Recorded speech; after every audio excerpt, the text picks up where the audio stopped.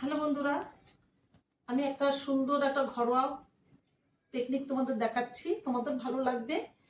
সবার ঘরে এই কাচাকুচি হয়, বর্ষার সময় কাচাকুচি হলে অনেক সময় বালিশের কভার টভার শুকাতে চায় না, তখন বালিশগুলি দেখতে খারাপ লাগে। তো আমি একটা ঘরোয়া পদ্ধতি দিয়ে ঘরেরই পরে থাকা একটা জিনিস দিয়ে তোমাকে বালিশের কভার ঢাকা জিনিস দেখাচ্ছি। তোমাদের ভালো লাগবে, দেখো, দেখতে থাকো।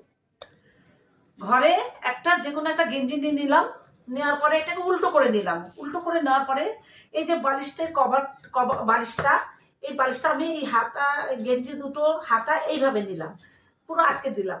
এই যে কলার দুটো এর ভিতর ঢুকিয়ে দিলাম, দেখো পুরো। এবার এই যে গেঞ্জিটা উল্টো করা ছিল, এটা আমি সোজা করে নেবো। এই যে গেঞ্জিটাকে আমি এরকম হাত দিয়ে এরকম সোজা করে নেবো, দেখো সোজা করে নিলাম।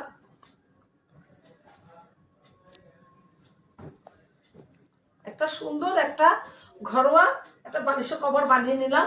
এবার যে একটা লোক আসলো বা দেখবে, দেখলে খারাপ লাগবে, দেখো এবার সেটা লাগবে না। এবার আমি এটা কি করব, এখানে আমি সেলাই করে নিতে পারি। যদি পার্মানেন্ট রাখি তাহলে আমি সেলাই করে নেবো, আর যদি পার্মানেন্ট না রাখি তাহলে আমি এইভাবেই বালিশের কভারটা রেখে দেবো। দেখো কত সুন্দর একটা বালিশের কভার ঘরের গেঞ্জি দিয়ে হয়ে গেল। তোমাদের কাছে কেমন লাগলো? লাইক, কমেন্ট, শেয়ার করো।